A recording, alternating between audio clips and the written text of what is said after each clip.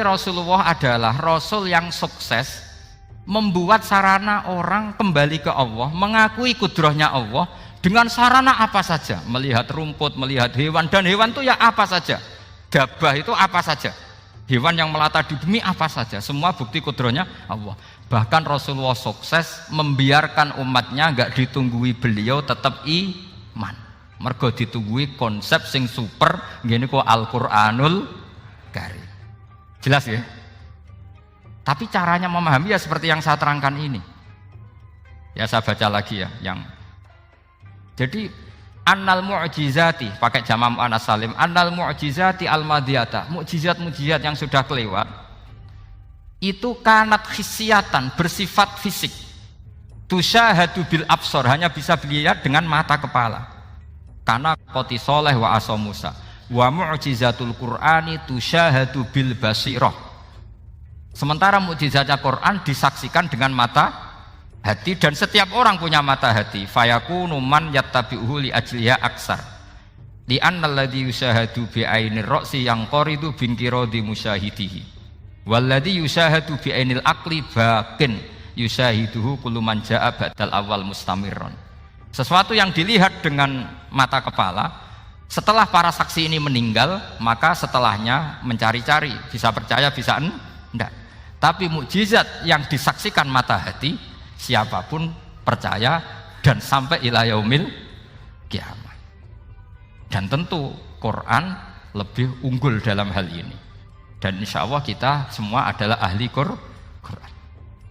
Yaitu harus punya kesimpulan falam mata bayana lahu qala a'lamu annallaha ala kulli syai'in qadir. Sebagian ayat walita alamu annallaha ala kulli syai'in qadir wa annallaha qad ahata bi kulli syai'in ilm.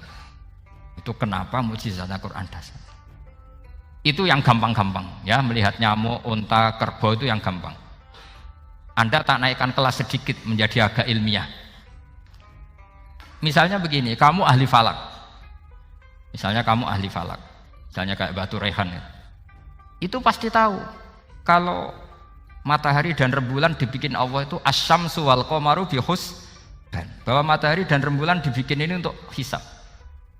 Walladzi ja'ala syamsa diya'a wal qamara nura wa qaddarahu manazila li ta'lamu 'adadas sinina wal hisab.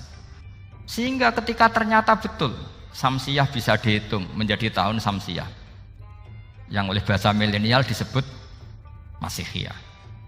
Sayyidina Umar agak tersinggung. Sebetulnya yang namanya hisab itu tidak ada hubungannya dengan Masehi dan Hijriyah, itu tidak ada. Semua berdasar matahari atau apa? Rembulan. Lah sialnya yang samsiyah ini oleh bahasa internasional disebut apa? Masihiyah. Makanya Sayyidina Umar marah terus bilang ya sudah kalau gitu Qamariyah bikin apa? Hijriyah. Jadi itu sebenarnya nama politik.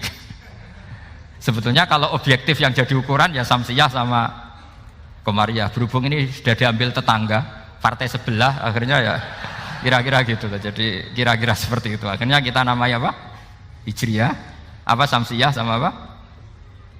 Hijriyah. Sebetulnya yang asli ya samsiyah, Qamariyah. Tapi nggak apa-apa lah. Dunia itu mesti ada politiknya. Lah yang repot orang-orang fanatik hukum pakai bahasa nasional, itu repot. Jadi misalnya kematian Yesus Kristus, itu mesti Batu Rehan kan nggak percaya. Akhirnya ditambahi kematian Sibeh. Karena kalau bilang iya kan percaya, makanya ditambahi apa? Sibeh. Karena menurut orang Islam berkeyakinan Nabi Isa itu nggak terbunuh, maka ditambahi apa? Sibeh. Saya dulu pernah usul, karena beliau itu kalau manggil bahasa itu bude, jadi saya pernah sowan usul. Mbok ditulis gini saja, Mbah. Kematian Yesus dalam kurung katanya. Tapi mungkin terlalu vulgar ya. Jadi akhirnya dibikin apa? Sibeh ya. Di kalender Kudus kan apa? Sibeh ya, ditambahi Sibeh. Ya nggak apa-apa lah. Yang penting keyakinannya masih benar gitu. Jadi masih benar. Kalau usulan saya terlalu ekstrim, masa dikasih apa? Katanya. Ya karena memang begitu kan, kita berkeyakinan Nabi Isa itu gak terbunuh. Wa ma qataluhu wa ma sholabuhu walakin syubbihalahu. Jadi ini saya teruskan ya. Ini paling masih berapa jam ini. Kalau kelamaan sampai dolim itu ganggu kiai lama-lama gitu. Saya tadi sudah bilang sama panitia, orang Indonesia itu gak sopan. Kalau suka kiai itu didatangkan, itu agak masalah sebetulnya. Dalam etika itu masalah. Kalau seneng kiai ya sowan ngaji, jangan sowan di dalam, itu ganggu ya, sowan ngaji saja. Dulu Imam Malik itu anaknya raja itu, Imam Malik itu seangkatan dengan Harun ar-Rasyid. Makanya jangan berharap kalau saya gampang diundang. Bukan karena saya sombong, memang etikanya seperti itu. Jadi Imam Malik diminta datang ke istana untuk ngajar anak-anaknya Harun apa? Ar-Rasyid. Masyhur Imam Malik tersinggung terus kata bilang, al ilmu yu'ta la ya'ti. Ilmu itu disowani bukan sowan. Akhirnya Harun ar-Rasyid minta anak-anaknya datang ngaji ke Imam Malik. Itu anak presiden. Imam Malik berani, al ilmu yu'ta la ya'ti. Tapi kalian beruntung karena saya hormat sama mbah-mbah saya di sini. Wong makom buyut saya itu ya berarti apa ya? Selatannya makamnya saya Ja'far Shadiq itu di situ kan ada makamnya Mbah Soleh, Mbah Maksum, itu mbah-mbah saya. Nah, makanya dulu saya ngaji di sini lama di Damaran itu. Maksudnya lama itu ya mungkin setahun. Karena saya memang mulai kecil di Sarang, sampai sekarang saya masih ngajar di Sarang. Tapi dulu cukup ya, karena saya kesini sudah hafal Quran, jadi hanya setor setiap hari satu juz, jadi cepat lah. Saya tidak punya masalah ingatan, alhamdulillah, jadi cepat hafal. Saya terangkan lagi ya, ini penting ya, masalah mukjizatnya Quran. Selama ini orang tuh mau bilang tok, mukjizatnya Quran itu dahsyat, tapi nggak bisa menerangkan, itu masalah. Makanya kita harus bisa menerangkan mukjizatnya Al-Quran dahsyat itu apanya. Yaitu tadi, tongkatnya Nabi Musa hanya disaksikan oleh orang yang di era itu. Toh tujuannya mukjizat adalah diakui kemudian orang menjadi iman.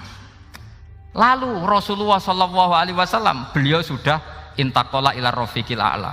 Tapi konsepnya Quran menjadikan orang yang nggak ditunggui beliau tetap iman ila yaumil kiamah. Itu yang maksud fa'arju an aku na aktsarahum tabi'an yaumal kiamah. Mukjizat saya itu cukup Quran kata Nabi, dan dengan mukjizat itu orang akan iman ila yaumil kiamah. Caranya seperti ini.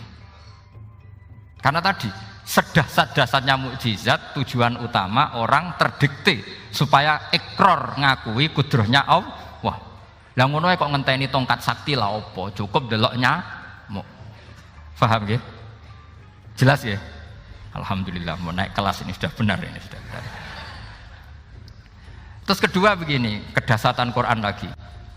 Quran itu bisa merunut, mentartibkan logika. Bahkan logika ini logika yang universal. Siapa saja merasakan logika itu. Misalnya begini. Dulu orang kafir itu punya Tuhan banyak. Tentu yang dipertuhankan ya mana? Yang dipertuhankan itu banyak. Karena pikiran mereka urusan banyak, problem banyak, ya Tuhannya harus banyak. Ada BPKB 3D kan, istri cerewet, macam-macam lah, itu kan problemnya banyak, maka Tuhannya harus banyak. Karena Tuhan itu maknanya penyelesai masalah. Sehingga kalau masalahnya banyak, Tuhan harus banyak. Ketika Rasulullah membawa konsep satu Tuhan, mereka janggal. Makanya mereka bilang, aja'alal alihata ilaha wahida inna hadza la syai'un ujab. Masa Tuhan satu? Ini aneh, nggak bisa. Tuhan harus banyak, karena masalah kita banyak. Itu terpatri, di otak mereka terpatri. Lalu Nabi dengan santai diajari Allah menerangkan. Andaikan kalian punya majikan banyak dan perintahnya beda-beda, kamu suka enggak? Ya enggak suka, Mat, enggak enak. Punya majikan banyak itu udah enak. Milih mana majikan banyak sama satu? Satu aja, Mat. Tuhan kamu adalah majikan kamu. Kalau banyak kamu bingung. Ya Mat, satu aja Mat. Itu segampang itu. Jadi menggiring, Tuhan itu kan bos kita, tuan kita. Kalau banyak berarti yang memerintah kita banyak, dan bisa konflik bos-bos kita ini karena berebut anak buah tadi. Akhirnya mereka, kalau kamu punya majikan banyak dan perintahnya beda-beda, semuanya minta dilayani, kamu pusing enggak? Ya pusing, Mat. Minta mana majikan banyak sama satu? Satu saja Muhammad. Ya Tuhan kamu adalah atasan kamu, maka harus satu. Mereka paham. Oke, mat, Tuhan satu. Itu yang dimaksud darabawu mathalar rajulan fihi syuraka mutasyakisuna wa rajulan salamal lirajul hal yastawiyani masalah. Langsung alhamdulillah. Karena mereka yang paling bodoh pun paham dengan logika itu, paham. Kalau Tuhan banyak, perintahnya banyak, kita repot. Maka Allah bikin satu masalan, yaitu rajulan fihi syuraka mutasyakisuna wa rajulan salamal lirajul. Satu lelaki, satu bos, satu perintah. Kayak apa mudahnya Allah. Kemudian mereka tetap menuhankan Lata, Hubal dan Uzza karena mereka dipertuhankan. Sebenarnya nggak pernah Tuhan tapi dipertuhankan. Allah memberi contoh itu sederhana sekali. Wa daraballahu mathalar rajulaini ahaduhuma abkam la yaqdiru ala syai'in wa huwa kallun ala maulah aina ma yuwajjihu la ya'ti bi khair hal yastawi huwa may ya'muru bil adl. Kata Rasulullah, Lata itu menurut kamu apa? Ya Tuhan kami. Muhammad, Hubal ya Tuhan kami. Uzzah ya Tuhan kami. Lalu kalau mereka kotor ya saya mandikan. Kalau hidungnya coplok ya saya tata.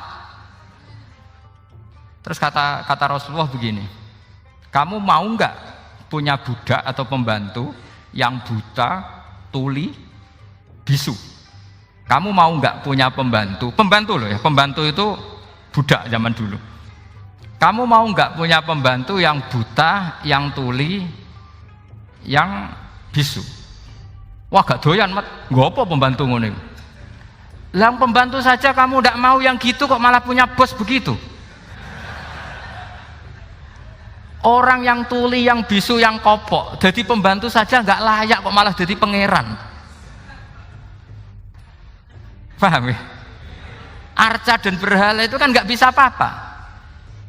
Kamu mau gaji ngasih THR pembantu yang kopok, bisu, picek? Mau?